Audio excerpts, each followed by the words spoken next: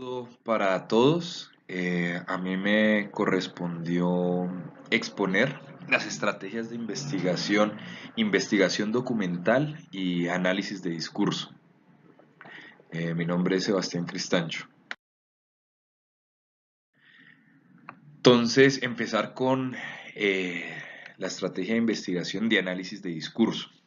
Algunos apuntes acerca de la argumentación, del porqué, de la importancia de esta estrategia. Entonces, en primera instancia, resaltar que esta estrategia de investigación está siendo utilizada cada vez más para entender el proceso de implementación de la política urbana, y en esa medida, pues no quedarse en el análisis solamente entendiendo los procesos de toma de decisiones, sino por el contrario, generar un análisis más rico y por lo tanto reconocer la importancia del lenguaje en el campo de la política, reconocer que el lenguaje es utilizado para alcanzar determinados fines políticos y por lo tanto que las personas no solo actúan y se organizan, sino que para actuar y organizarse formulan representaciones por medio del lenguaje. Las influencias de esta metodología, por un lado, resaltar la de Hastings, que desde la geografía cultural, a partir de los estudios que realizó para comprender la representación de los fenómenos espaciales por medio de la literatura, el arte y la iconografía de la ciudad, pues de alguna manera los resultados de su investigación permitieron ir configurando y resaltando la importancia del análisis del discurso para entender la configuración del urbano y lo regional, o sea, la configuración del espacio. Por el otro lado está la influencia de la filosofía lingüística de Wittgenstein, y asimismo los escritos del politólogo William Connolly, donde en ambos se destacan los aspectos performativos del lenguaje y pues sus estudios permiten visibilizar las relaciones que se establecen entre las prácticas y las representaciones. ¿Cuáles enfoques se pueden destacar del análisis de discurso? Por un lado está el de la economía política, el segundo es el inspirado en la investigación Foucaultiana y el tercero es el producido por los psicólogos sociales, por la psicología social. Entonces, bueno, el primero, que es la economía política, tiene un momento de desarrollo destacado a partir del marxismo en la década de los 70 del siglo pasado. En este pues empieza a resaltar la importancia de la ideología en las relaciones económicas, y cómo pues la ideología y los discursos son utilizados por potentes grupos de intereses para imponer hegemonías, es decir, para imponer nociones compartidas públicamente sobre determinadas prácticas económicas que favorecen a esos potentes grupos de intereses. El segundo, el segundo enfoque del análisis de discurso inspirado en la investigación Foucaultiana, eh, pues sobre todo resalta que el lenguaje juega un papel fundamental en el establecimiento de regímenes de verdad y por lo tanto que esos regímenes de verdad de alguna manera pues son determinantes a la hora de las relaciones de poder. Por eso, vamos, este enfoque Foucaultiano resalta que el lenguaje es parte constitutiva y no solamente el resultado de las relaciones de poder. Por lo que para entender las relaciones de poder que son fundamentales para el desenvolvimiento social es necesario hacer un análisis del discurso y del lenguaje que éste utiliza. El tercer enfoque es el que es producto de los estudios lingüísticos y etnometodológicos de análisis de discurso que han sido desarrollados, como ya lo resaltaba, por parte de los psicólogos sociales. La psicología discursiva centra su análisis en las interpretaciones que producen los actores y cómo estas interpretaciones se producen. Por lo tanto, resalta el discurso como un elemento clave para entender dichas interpretaciones y cómo éstas se producen por parte de los actores. Bueno, entrándonos un poco más en el enfoque de la economía política, pues se resalta que una metodología establecida por Fight Club como determinante para el desarrollo de este tipo de enfoque en el análisis, donde este autor resalta tres dimensiones que se tienen que tener en cuenta para desarrollar el análisis de discurso. Entonces, primero un análisis del texto, que esto implica pues analizar la estructura del texto, el vocabulario y la gramática. En segunda instancia, un análisis de la práctica discursiva. Esto se refiere a hacer un análisis del contexto en que se produce el discurso y de los debates con los que se alimenta. Y en tercera instancia, un análisis social que requiere un estudio del discurso en relación con las estructuras de poder, eh, incluido el poder económico y la ideología que hay presente en la sociedad. Eh, un ejemplo de aplicación de este enfoque a partir de los pasos que acabo de resaltar, lo hace Skillington, el cual por medio de un estudio examina la remodelación del centro de Dublín en los 90. Este autor, por medio de su estudio, argumenta que los discursos simbólicos y referenciales crearon un paradigma hegemónico que promovió una demarcación apretada del espacio público y privado, por lo que se hizo cada vez más difícil establecer visiones progresistas o alternativas de la renovación urbana. Ese análisis lo realiza por medio de artículos escritos en el Irish Times en los 90, y a la conclusión a la que llega es que las relaciones estructurales de poder se refuerzan a través de narrativas relacionadas con el desarrollo urbano. Ya adentrándonos en el enfoque, en el segundo enfoque, que es el inspirado en la investigación Foucaultiana, se puede decir a nivel general que pues este trata de identificar cómo los discursos ejemplifican los conflictos que están vinculados al poder, y cómo los cambios discursivos son el resultado de conflictos de poder en el que diferentes grupos compiten para imponer su agenda, y por lo tanto no se pueden interpretar simplemente como producto de la evolución racional, es decir, como producto o consecuencia lógica de un raciocinio, sino que por el contrario los discursos son resultados de conflictos de poder y de intereses.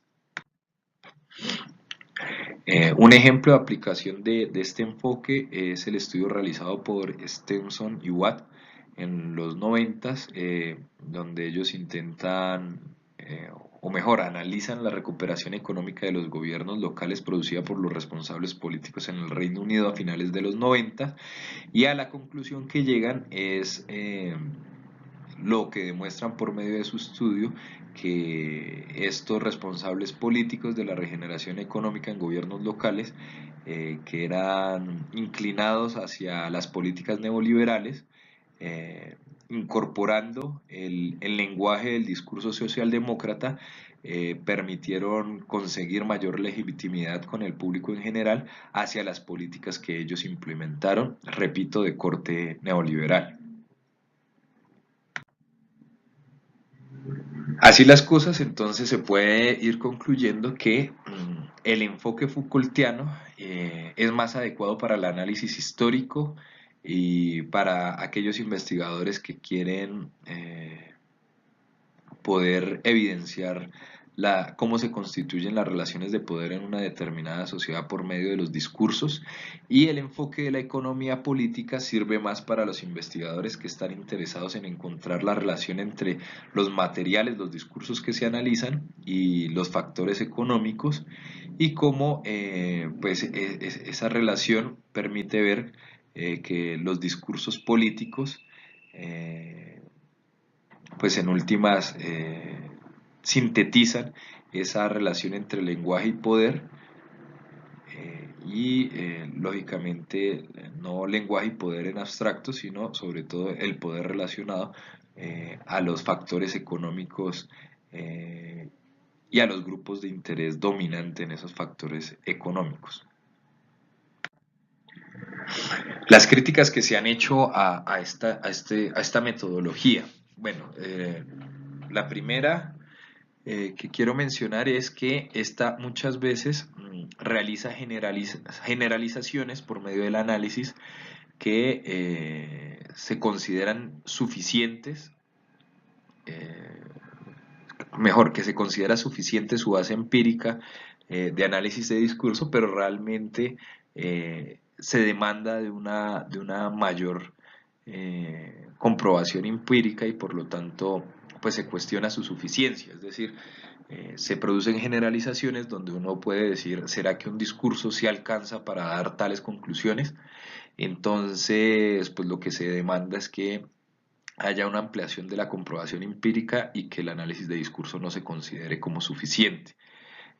Por otro lado, está la crítica que dice que pues muchas veces el análisis de discurso da por sentado lo que se expresa en un texto y no se hace pues un rastreo de la intencionalidad de ese texto.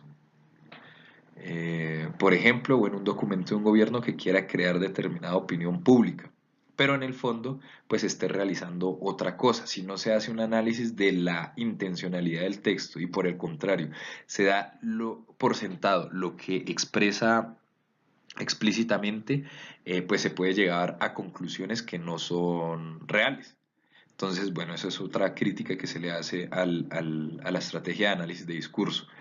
Está la de que otra crítica que es que se reduce todos los aspectos de la vida social al discurso, es decir, se identifica realidad con discurso y no el discurso como una parte de la realidad. En ese sentido, pues se reclama un desenvolvimiento independiente de la realidad, independientemente, perdón la redundancia, de los discursos que se producen sobre ella, y se pide que más bien se entienda el discurso como una forma de acceder al mundo material. Otra crítica es el privilegiar la agencia individual por encima del análisis de contexto. Es decir, en esta relación individuo-sociedad se privilegia la agencia individual y no se contextualiza esa agencia o esa capacidad de construir la realidad social por parte de los individuos en un contexto en específico.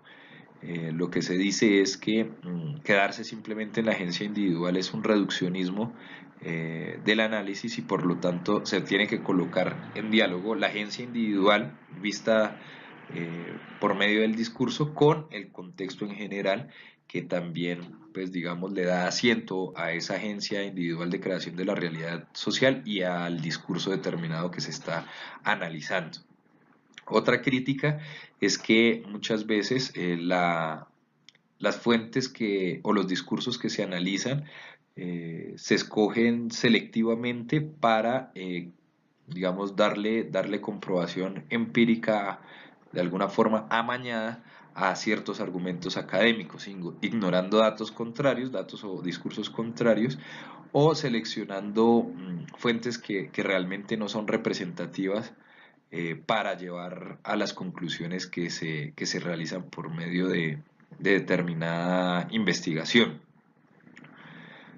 Por lo tanto, lo que se sugiere es que pues, se tiene que tener en cuenta las fuentes que afirman lo contrario a los discursos que uno generalmente selecciona para darle fuerza a argumentos o hipótesis preestablecidas.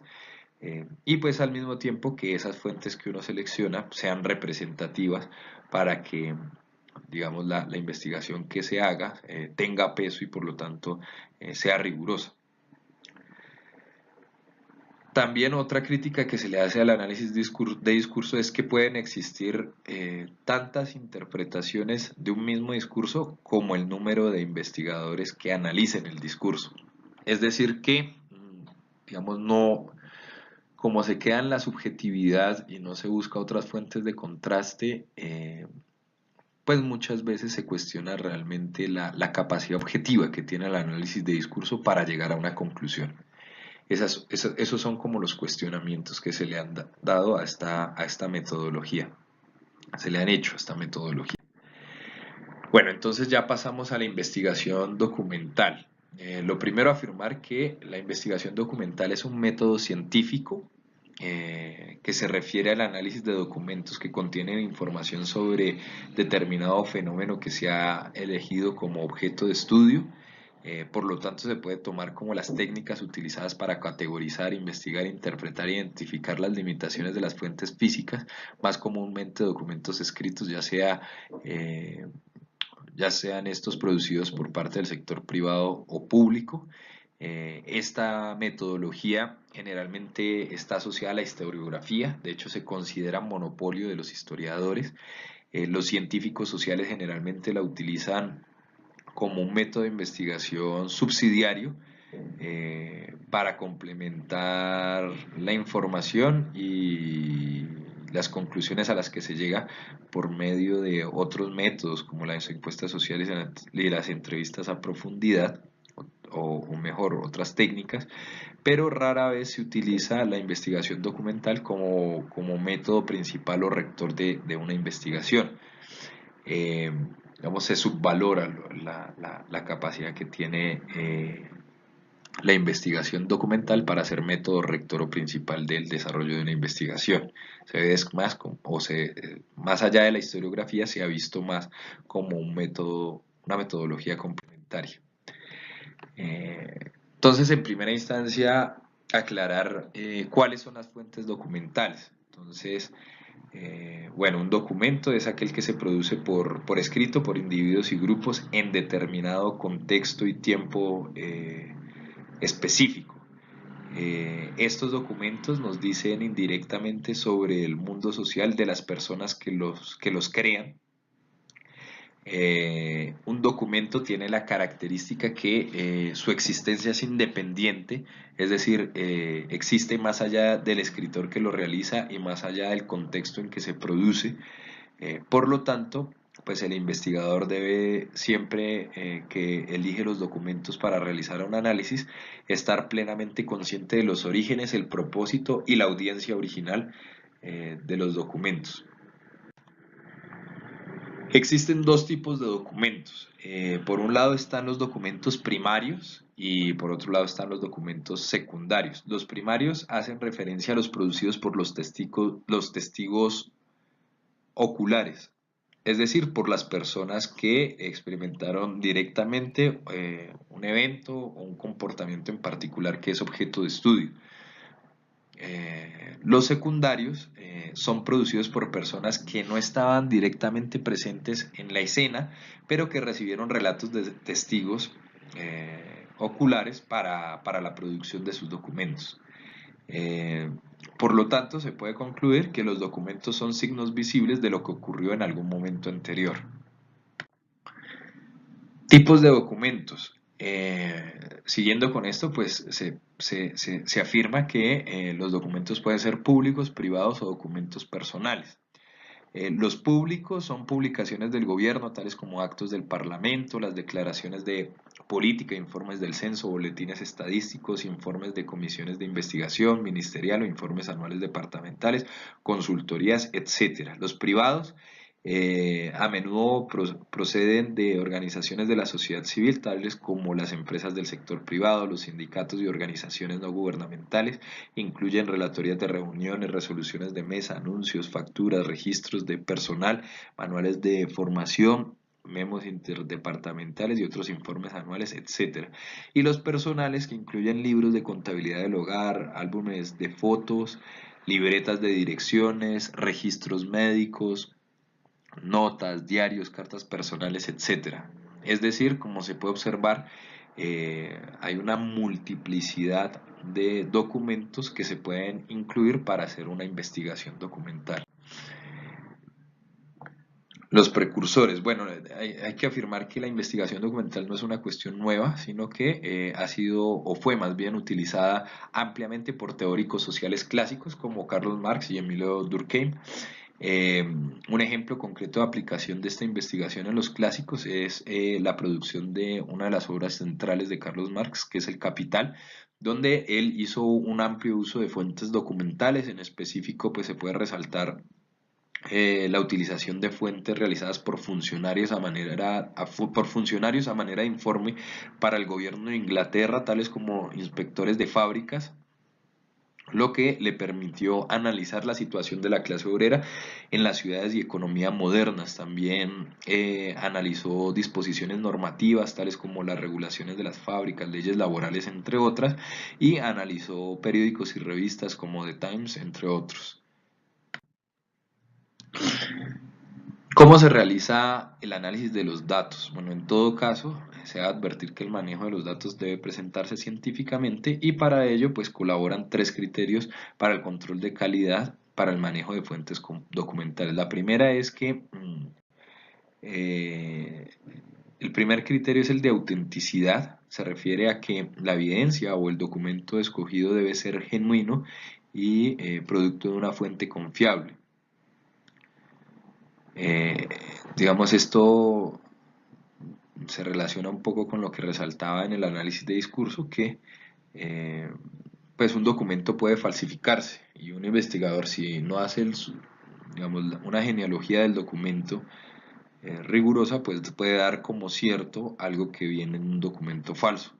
Por lo tanto, pues las conclusiones a las que se llegue eh, pueden ser fácilmente invalidadas por a alguien que digamos, pueda argumentar y demostrar por qué ese documento es falso. Un segundo criterio es el de credibilidad. Se refiere a que la evidencia esté libre de errores y distorsiones. El tercero es el de representatividad. Se refiere a que los documentos consultados son representativos de la totalidad de documentos pertinentes. Y el cuarto es el significado. Se refiere a si las pruebas son claras y comprensibles, es decir, que cualquier investigador que analice la prueba pues pueda llegar, lógicamente de manera argumentada, a la conclusión, fácilmente a la conclusión a la que se llegó por medio de la investigación. ¿Cuáles son las limitaciones de esta metodología? Bueno, sobre todo se resalta que hoy, estando en una era donde hay muchísima información, sobre todo por internet, pues existen muchas fuentes, y eso exige una más rigurosa aplicación de los criterios de control de calidad, porque se puede caer fácilmente en la recolección de fuentes no verídicas, falsificadas, y por lo tanto pues a realizar investigaciones erróneas. Eh, Así las cosas, pues se dice que, se puede decir que el enfoque, o mejor, la metodología de investigación documental no es excluyente de otros métodos de investigación, y por lo tanto se tiene que tomar como no suficiente. En esto se sugiere que es mejor utilizar un método de triangulación, que no tiene que confundirse con la triangulación de datos, sino con la triangulación de métodos, y por lo tanto, no siendo una metodología secundaria, la investigación documental puede ser rectora o principal de una investigación. De todas formas, es necesario poder utilizar otras metodologías con tal de darle mayor peso a la argumentación y a las conclusiones a las que se llegue. Por último, pues las referencias utilizadas para la presente investigación eh, y exposición rápida de las metodologías de análisis de discurso y análisis documental e investigación documental. Gracias.